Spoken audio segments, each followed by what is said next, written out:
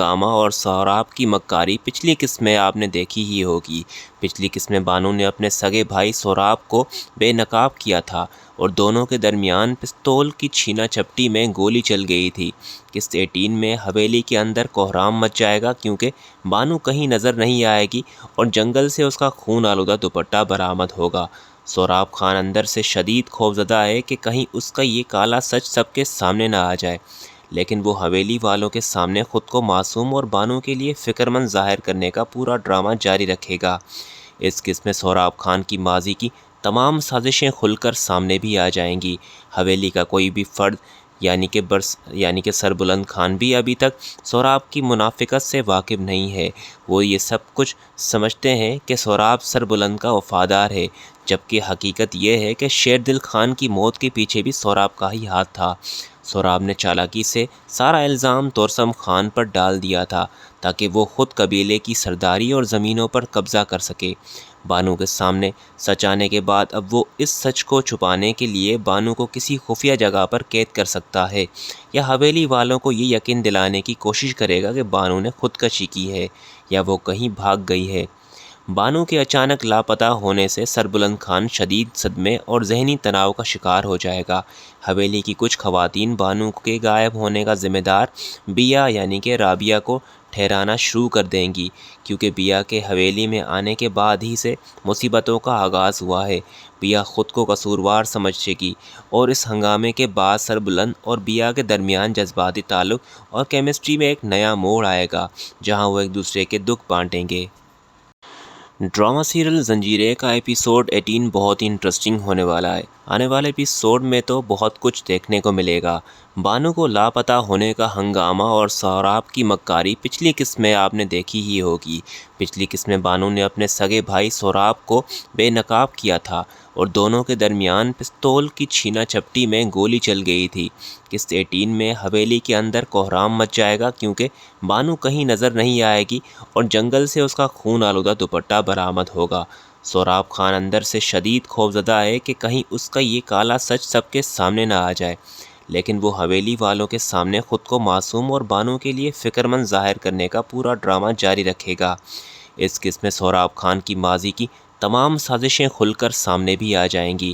حویلی کا کوئی بھی فرد یعنی کہ سربلند خان بھی ابھی تک سہراب کی منافقت سے واقف نہیں ہے۔ وہ یہ سب کچھ سمجھتے ہیں کہ سہراب سربلند کا وفادار ہے، جبکہ حقیقت یہ ہے کہ شیر دل خان کی موت کے پیچھے بھی سہراب کا ہی ہاتھ تھا۔ سہراب نے چالاکی سے سارا الزام تورسم خان پر ڈال دیا تھا تاکہ وہ خود قبیلے کی سرداری اور زمینوں پر قبضہ کر سکے۔ بانو کے سامنے سچ آنے کے بعد اب وہ اس سچ کو چھپانے کے لیے بانو کو کسی خفیہ جگہ پر قید کر سکتا ہے، یا حویلی والوں کو یہ یقین دلانے کی کوشش کرے گا کہ بانو نے خودکشی کی ہے یا وہ کہیں بھاگ گئی ہے۔ بانو کے اچانک لاپتہ ہونے سے سربلند خان شدید صدمے اور ذہنی تناؤ کا شکار ہو جائے گا۔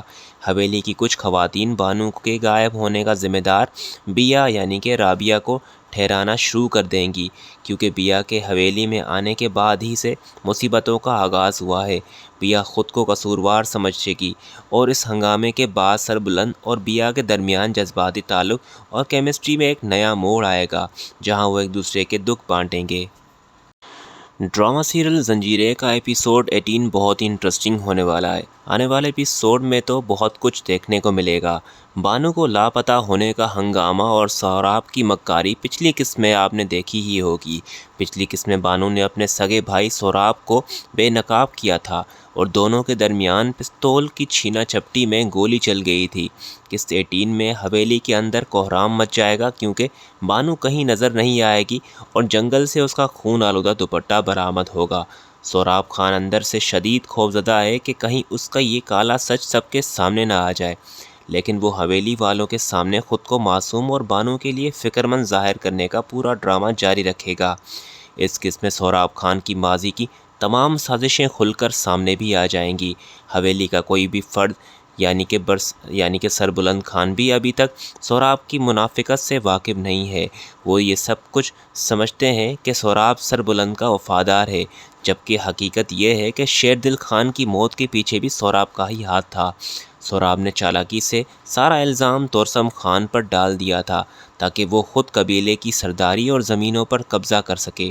بانو کے سامنے سچ آنے کے بعد اب وہ اس سچ کو چھپانے کے لیے بانو کو کسی خفیہ جگہ پر قید کر سکتا ہے، یا حویلی والوں کو یہ یقین دلانے کی کوشش کرے گا کہ بانو نے خودکشی کی ہے یا وہ کہیں بھاگ گئی ہے۔ بانو کے اچانک لاپتہ ہونے سے سربلند خان شدید صدمے اور ذہنی تناؤ کا شکار ہو جائے گا۔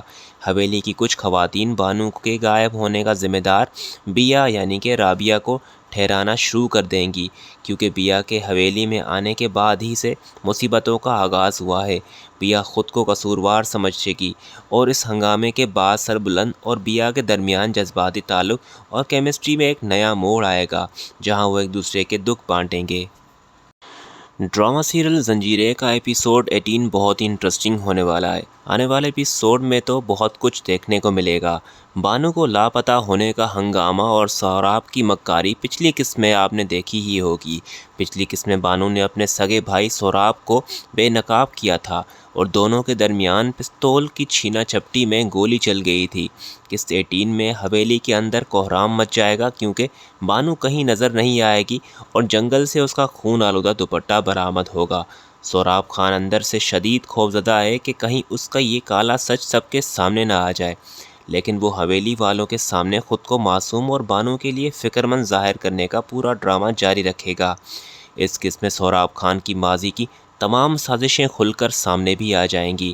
حویلی کا کوئی بھی فرد یعنی کہ سربلند خان بھی ابھی تک سوراب کی منافقت سے واقف نہیں ہے۔ وہ یہ سب کچھ سمجھتے ہیں کہ سوراب سربلند کا وفادار ہے، جبکہ حقیقت یہ ہے کہ شیر دل خان کی موت کے پیچھے بھی سوراب کا ہی ہاتھ تھا۔